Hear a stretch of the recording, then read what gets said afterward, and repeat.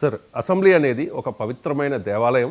చట్టసభల్లో అడుగుపెట్టాలని చాలామంది తహతహలాడుతూ ఉంటారు. ప్రజాసేవ చేయొచ్చు, ఈ వ్యవస్థలో మార్పు తీసుకురావచ్చు అని చెప్పి మీరు కూడా ప్రయత్నం చేశారు. కానీ ఇప్పటి వరకు అయితే కుదరలేదు. భవిష్యత్తులో జరగాలని చాలామంది కోరుకుంటూ ఉన్నారు. ఇక పాయింట్కి వస్తే కొంతమంది ఎమ్మెల్యేలు అదుపు తప్పి బిహేవ్ చేస్తున్న పరిస్థితి.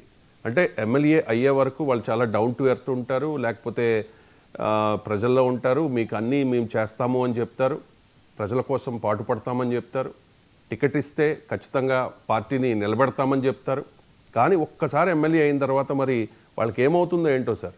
ఎందుకంటే చంద్రబాబు నాయుడు గారు కూడా చాలా సీరియస్ అయ్యారు. ఇప్పుడు మనం స్క్రీన్ మీద చూపిస్తున్న చాలామంది ఎమ్మెల్యేలు పేర్లు ప్రస్తావించను, కానీ చాలామంది ఎమ్మెల్యేలు ఉన్నారు దానిలో. సో అంటే ఆ పార్టీ ఈ పార్టీ అని కాదు, 2019 నుంచి 24 మధ్య కాలంలో వైసీపీ అధికారంలో ఉంది కాబట్టి అప్పుడు ఆ పార్టీ ఎమ్మెల్యేలు మంత్రులు చేసిన దాష్టికాలను మనం చూసాం. ఇప్పుడు అధికార పార్టీ ఎమ్మెల్యేలు, అధికారం ఉంటుంది కాబట్టి అధికార పక్షానికి ఇది ఉంటుంది అధికార పార్టీ ఎమ్మెల్యేలకు.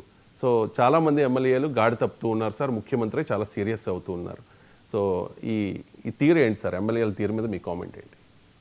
సీరియస్ అయి ఫలితం లేదు, ఒకరిద్దరిని తీసేయాలి, సస్పెండ్ చేయాలి, పార్టీ నుంచి ఎమ్మెల్యే పదవి నుంచి సస్పెండ్ చేసి కొత్త ఎన్నికలు పెట్టాలి. అప్పుడు మార్గంలోకి వస్తుంది. లేకుంటే సీరియస్ అవ్వడం, మళ్ళా వాళ్ళ చర్యలు అదే విధంగా కొనసాగడం అనేది చాలా దురదృష్టకరం. యాక్చువల్గా ఎమ్మెల్యే ఎంపీలు అంటే ఒక బాధ్యతాయుతమైన పొజిషన్. అది ఒక బాధ్యతతో ప్రజా సేవ చేయడానికి వస్తున్న ఒక ఇంపార్టెంట్ పోస్టులు అవి. ఆ ఎమ్మెల్యే కానీ ఎంపీలు కానీ ప్రజాప్రతినిధులు ఇవి. కానీ ఇప్పుడు ఎన్నికల్లో కూడా మీరు చూస్తే మీరు ప్రజలకు ఏం చేస్తారు అనకుండా మీ దగ్గర ఎంత ఉంది అన్న ధోరణి మీద ఈ సీట్లు చాలా కేసుల్లో ఇవ్వడం జరుగుతుంది. మీరు ఇంత పెట్టుకోగలరా ఖర్చు అన్న బేసిస్ మీద ఎమ్మెల్యేలకు ఎంపీలకు టికెట్లు చాలా పార్టీలు చాలా మందికి ఇవ్వడం జరుగుతుందని సర్వసాధారణంగా మనం చర్చ జరుపుతూ ఉంటాం. ఎందుకంటే అదే మీరు ఇంతకుముందు ప్రస్తావించిన ఏడీఆర్ సంస్థ ఏదైతే ఉందో వారు కూడా ఒక రిపోర్ట్ రిలీజ్ చేశారు. భారతదేశంలో ఎన్నికల్లో సుమారుగా 65,000 కోట్ల రూపాయలు ఖర్చు అవుతుందని. అంటే ఈ విధంగా, అంటే లీగల్ గా చేసే ఖర్చు కాదు, ఈ విధంగా ఇల్లీగల్ గా చేసే ఖర్చు, పంచడాలు ఇవన్నీ కలుపుకుంటే సుమారుగా 65,000 కోట్ల దాకా ఖర్చు అవుతుందని చెప్పారు. మరి ఇప్పుడు ఈ విధంగా పెట్టుబడి పట్టు వచ్చిన ఎమ్మెల్యేలు ఎవరైతే ఉన్నారో, ఎంపీలు ఎవరైతే ఉన్నారో వారు ఖచ్చితంగా దీన్ని వసూలు చేసుకోవడానికి ప్రయత్నం చేస్తుంటారు. దానికోసం అనేక ఇల్లీగల్ యాక్టివిటీస్, అంటే బెల్ట్ షాపులు తెరవడం, లేకుంటే పేకాట క్లబ్బులు తెరవడం, ఆ తర్వాత ఇసుక దోపిడీ, మట్టి దోపిడీ, తర్వాత ప్రభుత్వ ఉద్యోగులు ఎవరైతే ఉన్నారో వాళ్లకు పోస్టింగ్లు ఇప్పిస్తామని వాళ్ళ దగ్గర నుంచి డబ్బులు తీసుకోవడం, ఇవన్నీ కూడా సర్వసాధారణంగా మనం చూస్తున్న అంశం. సో ఇటువంటి చర్యలకు పాల్పడుతున్న ఎమ్మెల్యేల మీద పార్టీ అధినేతలు ఎవరైతే ఉన్నారో వారు స్పష్టంగా చర్యలు తీసుకోవాలి. కానీ ఆ చర్యలు తీసుకోవడానికి అంత ధైర్యం పార్టీ అధ్యక్షులకు ఉందా అన్నది కూడా ఒక ప్రశ్నార్థకం. మనం చూస్తే ఆ విధంగా చేస్తున్న వాళ్ళని వార్నింగ్లు ఇస్తున్నారు, కానీ ఖచ్చితంగా ఒక యాక్షన్ జరిగితే తప్ప వీళ్ళలో మార్పు రాదు అన్నది కూడా వారు గమనించాలి. ఎందుకంటే ఆ విధంగా వాళ్ళను శాసించే కాన్ఫిడెన్స్ కూడా ఈ పార్టీ అధ్యక్షులకు ఉందా లేదా అన్నది కూడా మనం ఆలోచించాల్సిన అంశం. ఎందుకంటే ఇప్పుడు ఎలక్షన్ ఎలా తయారైందంటే ఏదైనా చేయండి, ఎలక్షన్లో గెలవండి, ఆ తర్వాత వచ్చేసి ప్రభుత్వాన్ని నడపండి అన్న కాన్సెప్ట్లో మనం ఉన్నాం.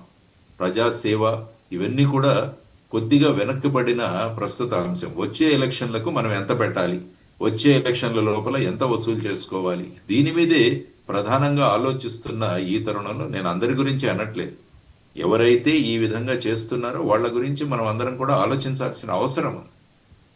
తరువాత ఎమ్మెల్యేలు రోజు ఏం చేస్తున్నారని ఎక్కడైనా వాళ్ళ వెబ్సైట్లో కానీ ఎక్కడైనా పెడుతున్నారా? తరువాత ఎమ్మెల్యేలను కూడా రేట్ చేయండి. మీ దగ్గర ఉన్న ఎమ్మెల్యేలు వాళ్ళు ప్రజాసేవలో వాళ్ళకి ర్యాంకింగ్లు ఇవ్వాలి. ఇప్పుడు ముఖ్యమంత్రి గారు చంద్రబాబు నాయుడు గారు ఏ విధంగా మినిస్టర్లకు ఏ విధంగా కొన్ని రోజుల ముందు ర్యాంకింగ్లు ఇచ్చారు, అదే పద్ధతిలో వారి పార్టీ యొక్క ఎమ్మెల్యేలకు వారు కూడా ర్యాంకింగ్లు ఇవ్వడం మొదలు పెట్టండి. ప్రజల దగ్గర నుంచి ఎన్ని కంప్లైంట్లు వచ్చాయి వాళ్ళ మీద ఇది కూడా ప్రకటించండి. సో ఈ విధంగా ప్రవర్తన మారని వాళ్ళ మీద మీరు చర్యలు తీసుకోండి. వీలైతే ఒకరిద్దరిని మీరు పార్టీ నుంచి సస్పెండ్ చేయడమో లేకుంటే ఎమ్మెల్యేషిప్ నుంచి రాజీనామా చేయించడమో చేసి కొత్త ఎలక్షన్లు పెట్టండి.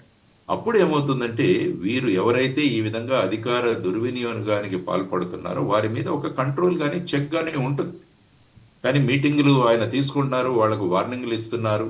తర్వాత ఈ విధంగా మీరు చేయడం వల్ల పార్టీ ప్రతిష్ట దెబ్బతింటోంది అని చెప్పినా కూడా చాలా మందిలో పెద్ద మార్పు లేదు అంటున్నట్టుగా చాలా పేపర్లు రాస్తున్నాయి. మీరు కూడా ఇందాక ప్రస్తావించారు. ఎస్ సో దీని గురించి మనం చేయాల్సిందందరూ కూడా ఎమ్మెల్యేలు, ఎంపీలు ఇదేదో అధికారం చలాయించడానికి వచ్చిన పదవులు కావు ఇవి ప్రజాసేవ కోసం ప్రజలు మీకు ఇచ్చిన అవకాశం.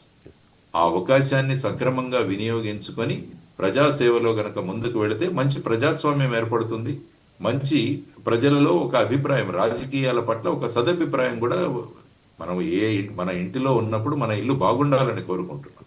మీరందరూ కూడా ప్రజాస్వామ్య వ్యవస్థలో బాధ్యతాయుతమైన పోస్టుల్లో ఉన్నారు. మీరు ఎమ్మెల్యేలని, ఎంపీలని, మినిస్టర్లని, ముఖ్యమంత్రులని, ప్రధానమంత్రిని ఇవి ఉన్నాయి. అందువల్ల మన ఇల్లు అంటే మన ప్రజాస్వామ్యం అనే ఒక దేవాలయాన్ని మనం బలోపేతం చేయడానికి మన ప్రవర్తన అన్నది చాలా ముఖ్యం. అందువల్ల మన ప్రవర్తన సరిగా లేకుంటే ఈ ప్రజాస్వామ్యాన్ని పక్కదారి పట్టిస్తున్నారు అన్నది, తర్వాత ప్రజాస్వామ్యం పట్ల విశ్వాసం కూడా కోల్పోయే విధంగా ఒక ప్రజా వ్యవస్థ ఏర్పడే అవకాశం ఉంటుంది. వీటన్నిటికీ తావు ఇవ్వకుండా క్రమశిక్షణ కమిటీలు ఏవైతే ఉన్నాయో వాటి ద్వారా చర్యలు తీసుకొని ఆ విధమైన, ఎందుకంటే ఇది చాలా డిసిప్లిన్ ఉన్న పార్టీ, క్రమశిక్షణ ఉన్న పార్టీ అని చెబుతుంటారు. కాబట్టి ఆ క్రమశిక్షణ సంఘం ఏదైతే ఉందో, కమిటీ ఏదైతే ఉందో వారికి గనక వీరి మీద ఎంక్వైరీలు వేయించి అప్పుడు గనక చర్యలు తీసుకోగలిగితే అప్పుడే మార్పులు వస్తాయి. లేకుంటే ఈ విధమైన ప్రవర్తన మనం చూస్తూనే ఉన్నాం. ఈ పార్టీ ఆ పార్టీ అని కాదు, ఏ పార్టీ అధికారంలోకి వచ్చినా కూడా అందులో ఉన్న వాళ్ళు ఈ విధమైన ప్రవర్తన గత ప్రభుత్వం చూసాం, ఇప్పుడు కూడా చూస్తున్నాం మీరు అన్న విధంగా. దీనికి ఎక్కడో ఒక చోట సమాప్తి అన్నది ఆ పార్టీ అధ్యక్షులు తరువాత తీసుకోవాల్సిన అవసరం. ఈవెన్ ప్రతిపక్షంలో ఉన్న వాళ్ళు కూడా వాళ్ళ పదజాలం కానీ, వారు మాట్లాడే భాష కానీ, వీటన్నిటికీ కూడా పార్టీ అధ్యక్షులు అయిన వాళ్లే ఎంకరేజ్మెంట్ లాగా చేస్తుంటే ఎక్కడ వాళ్ళని నివారించకుంటే మా అధ్యక్షుడికి ఇది నచ్చుతోందని దాన్ని ఇంకా కూడా గతి తప్పి అనేక మాటలు మాట్లాడే సందర్భాలు మనం చూస్తున్నాం. సో ఇదంతా కూడా ప్రజాస్వామ్యానికి ప్రమాదకరం. అందువల్ల పార్టీ అధ్యక్షులు వీటి మీద సీరియస్ గా యాక్షన్ తీసుకోవాలని ప్రజలందరూ కూడా కోరుకుంటున్నారు. సీరియస్ అయి ప్రయోజనం లేదు, సస్పెండ్ చేయమంటూ ఉన్నారు మీరు.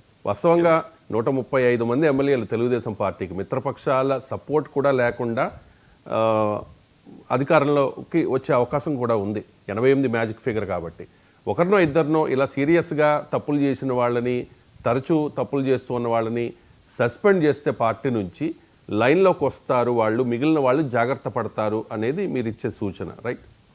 డెఫినెట్ రైట్ అండి. ఇక